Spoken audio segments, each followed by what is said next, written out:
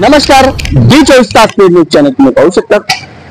या ठिकाणी शेतकरी पुत्र लढा या संदर्भामध्ये अनेक महिला आणि पुरुष या ठिकाणी बसलेले आहेत। अनेक दिवसापासून यांचे आंदोलन आहे। मैत्री कंपनीचे देखील आंदोलन मोठ्या स्वरूपात या ठिकाणी होत असतात, परंतु त्यांना अजूनपर्यंत न्याय मिळाला या संदर्भात आपण त्यांची काही प्रतिक्रिया जाणून घेऊया। सर, आपण या ठिकाणी कोणत्या याच्यासाठी याला बसले? मैत्रीच्या विषया संदर्भात आज आम्ही बसलो होतो। दिनांक 9 ऑगस्ट 2024 रोजी क्रांती दिनाचा औचित्य साधून आज आम्ही आंदोलन याच्यासाठी करतोय की 2016 पासून मैत्री ठेवीदारांचे पैसे अडकलेले आहेत। महाराष्ट्रातून किमान 2600 कोटी रुपये ग्राहकाचे आहेत, त्यातले धुळे जिल्ह्यातले किमान 305 कोटी रुपये आहेत। तर हा संघर्ष 2016 पासून चालू आहे, पण आज तागायत त्याचा न्याय मिळत नाही। आता 5 तारखेला सेशन कोर्टाने 320 प्रॉपर्टी विक्रीला आज परवाना दिलेला आहे। एकूण प्रॉपर्टी आहे 710 प्रॉपर्टी। तर माझं असं म्हणणं आहे, आमच्या ठेवीदारांचं असं म्हणणं आहे की एक फॉरेन्सिक अहवाल तयार करा। फॉरेन्सिक अहवाल म्हणजे शासनाने जप्त केलेल्या प्रॉपर्टीची किंमत आणि ठेवीदारांची असलेली गुंतवणूक याचे ताळमेळ कसे होते ते जोडून ठेवीदारांना तो न्याय मिळावा आणि त्याचा हक्काचा पैसा त्यांना मिळावा। तिसरी गोष्ट, आम्ही सातत्याने 3 ते 4 महिन्यापासून प्रयत्न करतोय। गृहमंत्री गृह सचिवांसोबत आमची बैठक लावा, पण सदर बैठक आज तर लागत नाही। सर्व मंत्र्यांना निवेदन दिले, पुढाऱ्यांना पाठवले, मेलने पाठवले, व्हॉट्सअपने पाठवले, सगळ्या प्रक्रिया केल्या, पण आम्हाला तो न्याय मिळत नाही। तर सर्वसामान्य जनतेचा 2,16,00,000 जनतेचा, त्यापैकी 80% महिला म्हणजे 1,60,00,000 महिलांना न्याय देण्यासाठी खऱ्या अर्थाने रस्त्यावर उतरले। शासनाने लाडकी बहीण योजना अंमलात आणली, त्याचं आम्ही स्वागतच करतो। त्याच पद्धतीने आमच्या महिला त्या सुद्धा त्यांच्या लाडक्या बहीण आहेत, त्या बहिणींना न्याय मिळावा म्हणून शासनाने तत्पर हा प्रयत्न करावा आणि त्वरित त्यांचा पैसा मिळावा, एवढ्यासाठी आमचं आंदोलन आहे। सर, तुम्ही पहिले आप पार्टीमध्ये होते, त्यानंतर तुम्ही त्यानंतर तुम्ही BRS मध्ये आले, आता ह्या पार्टीमध्ये नक्की या लोकांना न्याय मिळेल का? यावर काय आपली प्रतिक्रिया आहे? की मी आम आदमी पार्टीपासून स्थापनेपासून कार्यकर्ता होतो।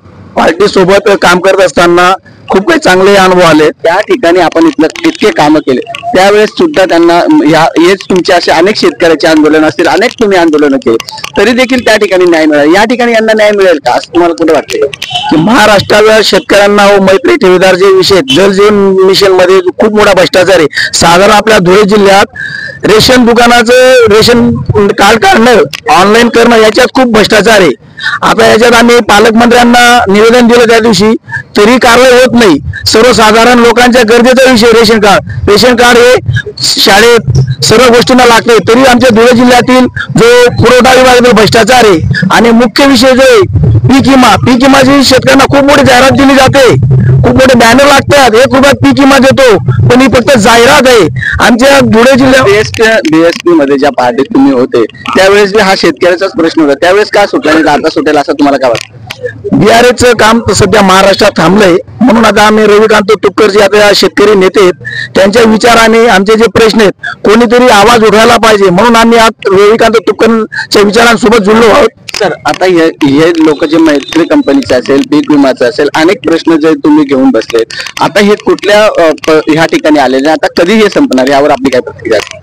सध्या शासनामध्ये खोक्याचं सरकार आहे। सर्वसाधारण शेतकऱ्यांचा आणि सर्वसाधारण आमदार जो गरजेचा आमदार आहे, आता आपण आमदारकी पासून लोकसभा, सर हा प्रश्न कधी सुटेल? हा प्रश्न येत्या विधानसभेमध्ये जर शेतकऱ्यांचे प्रतिनिधी जर जातील लोकसभेत असो किंवा विधानसभेत तरच प्रश्न सुटेल। कारण सर्वसाधारण प्रश्न हा सामान्य लोकांचा आमदारच कसा होतो, कारण की आज परिस्थिती असे जो कायदा केलाय पक्षाच्या फूट नको पाहिजे, त्या कायदा अंतर्गत फक्त तिथला आमदार हा पक्षाचा उंच बोट करण्यासाठी पहिलीतला मुलगा जसा करतो उंच बोट करणे, त्याला पक्षाची धोरणाचे प्रेम असतं, पण सामान्य जनतेच्या विषयावर प्रेम नसतं। म्हणून आम्ही जे आमदार प्रतिनिधी निवडून दिलेत, लोकप्रतिनिधी, ते फक्त भुजगावर येऊन बसलेत तिथं, पण सर्वसामान्य प्रश्न तसाच प्रश्न आहे। म्हणजे तुमचं म्हणणं आहे की आमदार खासदारांनी केलं। सर, जर तुमच्या मागण्या पूर्ण झाल्या नाही तर पुढचा तुमचा काय पाऊल असेल? आमचं मैत्री ठेवीदार संघटनेकडनं वेळोवेळी आम्ही जे काही निवेदन देतो शासनाला वगैरे जे काही मंत्री वगैरे असतील निवेदन देतो. जर ह्या पुढे जर आमचा प्रश्न जर हे केला नाही तर आमचं सर्व मैत्रीय संघटनेच्या माध्यमातून आम्ही मतदानावर बहिष्कार टाकणार आहोत. तर त्या संदर्भात आम्ही सरकारला एक विनंती करतो की आज ज्या काही पीडित महिला आहेत, आज जे मुख्यमंत्री लाडकी बहीण योजना आहेत, तर आज असंख्य महिला अशात आपल्या मैत्री याच्यामध्ये आहेत की त्या महिलांना आज जो पैसा अडकला हक्काचा, तो पैसा जर सरकारने दिला तर मी म्हणतो एक चांगल्या पद्धतीने उपक्रम होईल.